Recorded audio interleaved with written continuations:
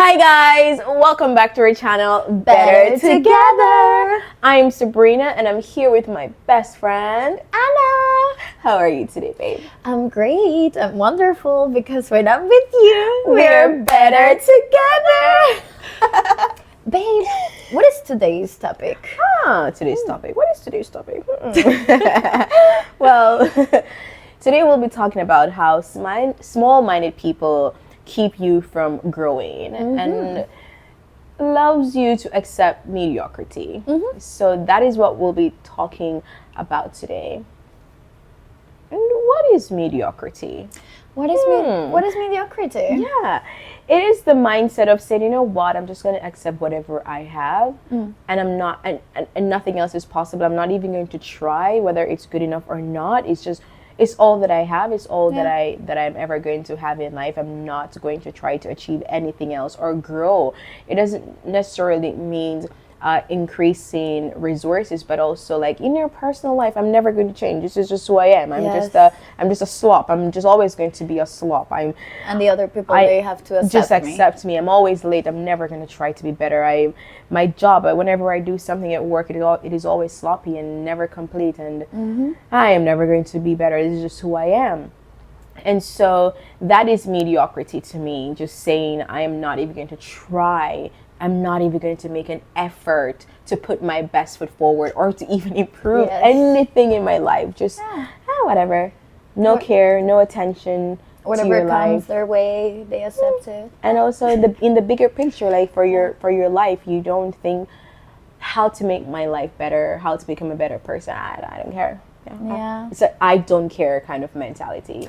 Some common signs of a mediocre environment are like, because we were talking, this is about personal, right? But and how some friendships or people you surround yourself with can cause you to accept or think mediocrity is and okay. stay in that state. So some common signs of a mediocre environment is not dreaming big and accept things as they are. You know, like what you said, like I am okay. Sometimes people, they aren't even happy with how things are, but they are like, you know what, it's not worth trying harder. I wish I had better things around, but I'm not going to try. Also, there is lack of motivation or purpose. They just no desire. They don't to improve want anything. to. Yeah, they don't want to get better, and I don't know. I think we come from these, like literally our channel is called Better Together. We strive to improve ourselves every day. So a mediocre person would not think this channel makes sense. Like that is a concept that I might not fully understand. Like just doing things because, or not dreaming big, and or not trying to improve, right? And also from these kind of people, they think success is luck, that it just happens overnight, and that no one, the people that got successful, they never put any work into getting that success. And also some of these people, they see growth as a threat, and they envy, like, because it will show what they're lacking, that they are not doing anything to improve. So sometimes when they see someone else that is trying to improve every day, they will be like, oh my god, like they will feel uncomfortable. Why are you trying to be better than me? Yes, why are you showing off? They will get envious about it. Do you think also that this leads to like a victimhood mentality? Yes, of course. Because like if you just see someone's success as pure luck and not that they've worked hard or that they've put some intention into getting to where they are in life, then you will feel victimized and resentful. Like, why not me? Why did why did you have these resources? Why do you have these resources and I don't have it? The world is unfair. Life is unfair. Against the people around me are against me. So that does leads to some victimhood mentality, and like you said, being envious, jealousy, because you're going to start saying, "Oh my God, you're showing off. You're acting like you're better than me." And that is something I was also exploring in this book that I'm reading, Intellects and Race by Thomas Sowell. and he was talking about how black youths that are from poor income families, they sometimes struggle in school whenever they try to do well because of the black subculture in America. They tend to say, oh, we don't need to talk like we're white, we don't need to speak proper English. They have a lot of slangs. And so when other black students that came from low income families, they try to speak proper English, or they try to take advanced classes or courses, or they do well in school, their peers say to them, oh, why are you acting white? Why are you trying to pretend like you're better than us? You're not acting black. And sometimes he even recorded where some students were bullied, beaten, because they were advancing in school or taking education seriously. So that takes mediocrity far away. Like, wow. Yeah, so like they don't want to see others around them improve because they think, oh, why are you doing that? Just to show off. You're being a show off. You're acting like someone you're not.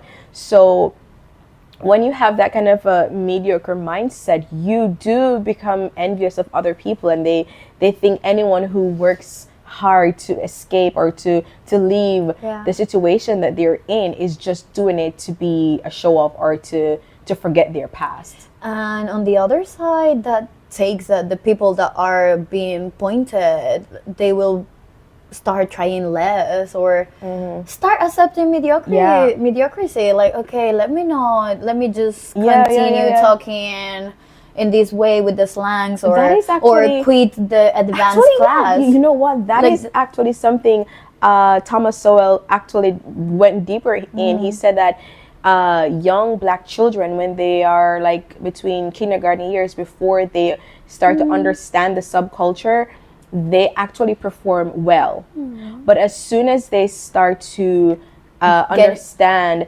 the subcultures, the black subculture, and just understand the slang and the peer pressure, I need to actually fit in, I don't want to be ostracized from my community, then the children who were performing well before they were introduced to subcultures, they start to perform lower. And that is just on purpose to be accepted. It maybe not on purpose, but it starts to happen unconsciously, because I don't want to outperform my peers, because if I do that, I am going to show that I am showing up or I am being better than them, and then I will not.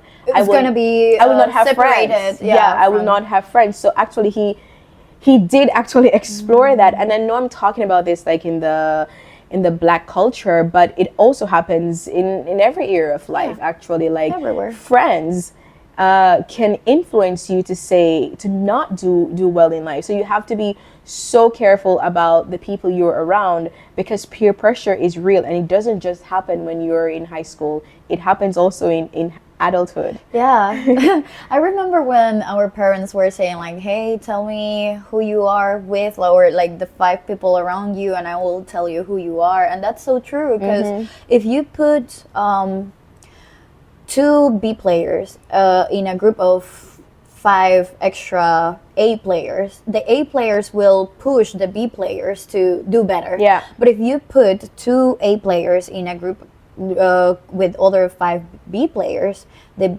B players will lower those 2 A players. Like, don't try too hard, or just like, they won't push, they won't let them dream bigger, and just like accept how things are. Have you ever been told that you dream too big?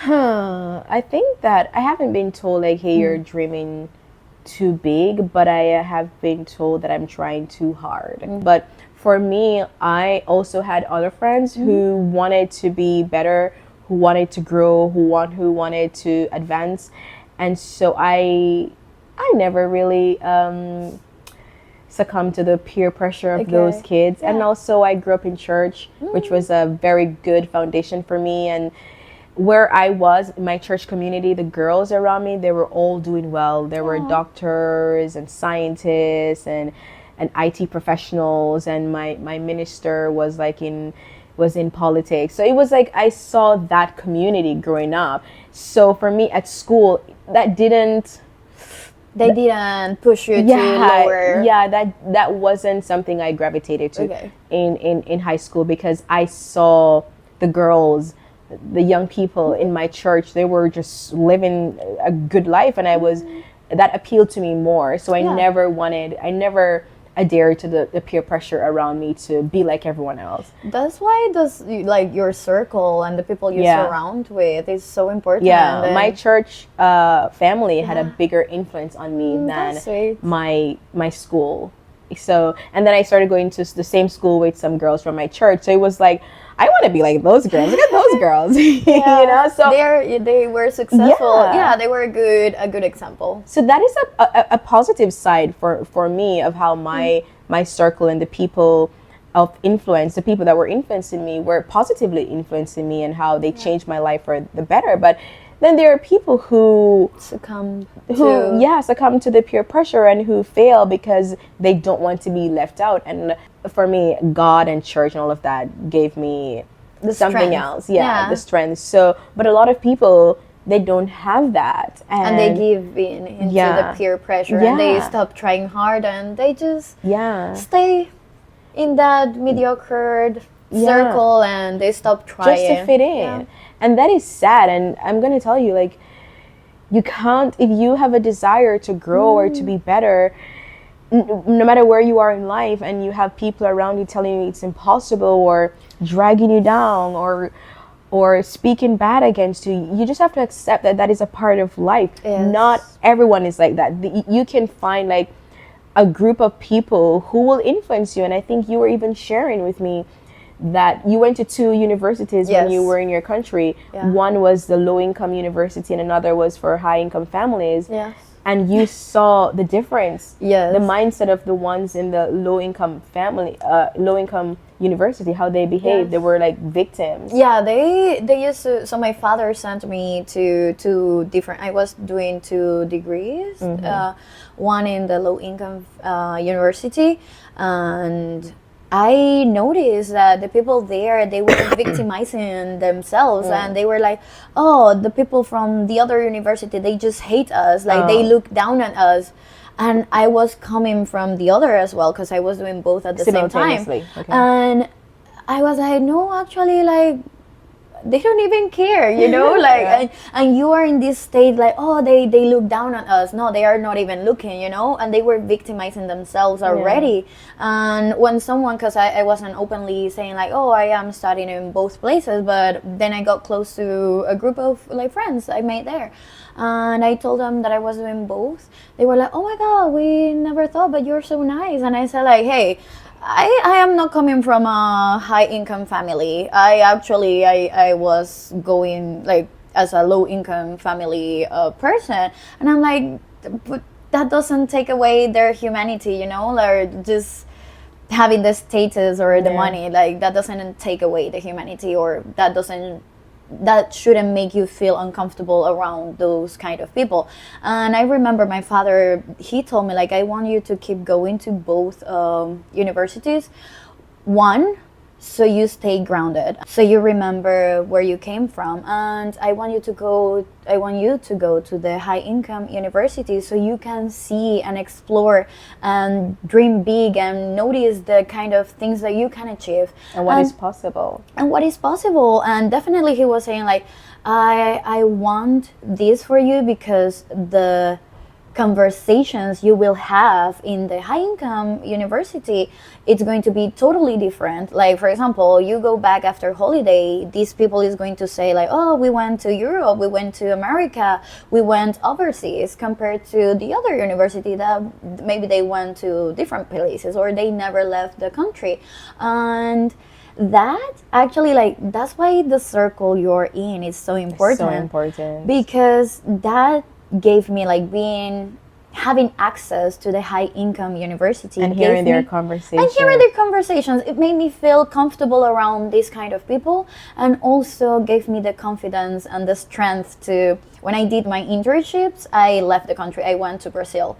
So I know that if I had stayed in a small minded circle or in the low income university where those kind of conversations like going abroad weren't facilitated, I wouldn't have even dreamed about going out of the country alone. And now I ended up in China. So definitely the circles you move around and the conversations you're having influence have a big influence on you. And it's not to say that if you're poor, that means you have a mediocre mindset. No. That is not what we're saying, because when I was in younger, and the girls that I grew up around, they never came from rich families, but their mindset was not mediocre. Yes. That is the big difference. So that is what we're aiming at. It's not that you have money means you don't think mediocre, because I think last week you shared about one of your friends whose husband they have money, but his behavior is very mediocre. Yes, he doesn't do anything. So that doesn't mean, and not to say that from the low income university that there weren't people striving to be better. Yeah. And actually, like there were there, but the mentality, I could feel the difference. Yeah. So it's not about if you're wealthy, that means your mindset is a growth mindset. The point we're making is that if you surround yourself with people that are anti-growth, you will become anti-growth. Yes. They will stifle your growth, and it will take a lot for you to dig yourself out of that. And if you are someone who wants to be better and you're striving for that, and you realize the people around you are just dragging you down like crab in barrels, crab in buckets, you have to assess, like, what is this? Is it that I am trying to be better than them? Is it that I am a show off, or is it that I just want to improve? I just want to grow. I want to expand. I want to dream bigger. Like, think about that, and also consider if you should keep those friends or that circle. Not to say like just end the friendship, but you should consider if they are adding value. Yeah. And sometimes you can be the change, okay? Like, also you can be the change for you your can group. be the one to say, hey guys, we don't always have to accept. It's like you can be the one to say, hey, you're not victims. You're not a victim, babe. You can do it. You can be the one to inspire your group or to inspire another friend. But if they're pushing back or they refuse, then maybe you have to consider cutting that friendship or person. So because I'm not like pro, like, cut them off. Like, maybe you can be the one to inspire, and they can be inspired by you. What is anti-growth is you look at someone, and instead of taking inspiration, you see a threat. That is so anti-growth. And if someone is being threatened by you, then that is an uncomfortable situation to be in, right? Like, you're trying to improve and be better, and your friend just takes it personal and feels upset about it. Like, then why aren't you doing it? And maybe it's because they don't want to do better, and that exposes them to like, oh, I am not doing enough, so that is uncomfortable, like, to be shown like, oh, you have these flaws and you're doing nothing. You should, that, I think that it's one of the reasons why someone will feel threatened, because they don't want to do better. Why do you think people with a mediocre mindset do that? Do you think they just do it because they don't want to grow, or do you think their circumstances might have caused them to think like that? I think it's a little bit of everything, because some people, they don't know they can have better. So they just don't even try because they don't know. So it comes from not knowing that, oh, there is a possibility of me doing better to go out of this neighborhood. That was one of the situations of my family, that we went out of a hood, basically. To be honest, that's where I grew up. And some other people, they don't even think that they will be able to ever leave that place, so they don't even dream about it. Or they are fearful of change, and they are comfortable in where they are right now, and they stay in that comfort zone, and they are afraid of even trying. Like, what if I move, I don't know, and the rent will be higher? Will I be able to pay it? Will I, like, so fear comes along, and they say, like, you know what, I am comfortable where I am right now. Fear of failure too. The fear of what others will say. Do you know the fear of what people will say holds you back so much? Like, for example, you start a new business. But because you're so fearful of what others will think, and this might be your second business, the first one failed, right? Because that happens, right? And then you're doing the second one. And because you're so fearful of what other people will say, you don't even post about your business. You don't share it. You don't talk about it because you're so embarrassed or fearful of what other people will say. You want to finish going to school, but it's taken you 5 years, and some people, it took them 3 years, boom, bam, bam, they finished university. But for you, it's taken you 4 or 5 years, and because you're like, oh my God, I look like such a loser. Embarrassed. I don't want to keep going because I don't know what people will say about me. You just quit because, like, you don't even imagine how the fear of what people will say cripples some people. And that happened to me. I remember before this, I tried to do another YouTube channel, and that was one of the things that stopped me for a long time, like being afraid of what other people would say. Yeah. But I remember in the first video I made, it's like someone that tried or someone that is successful and went through many failures, they will never put down someone that is starting and that is trying. The people that put people down, it's the ones that never try anything. Yeah. Because they are projecting their own limitations. So, oh my God, look at you! Oh, so ridicule! Trying so hard, but they have never done anything for themselves. But someone that try, or someone that it's already successful, that went through the gutters and knows how hard it is to reach certain level of success, they know, and they will never laugh about someone that is starting and trying. I think if you're struggling with mediocre mindset, or if people around you are, because sometimes they are struggling because, like Anna said, number one is a lack of exposure. Maybe they're not telling you can't do something because they want to truly be believe mean. that. Maybe it's because they truly believe it's not even possible for us to get out of here.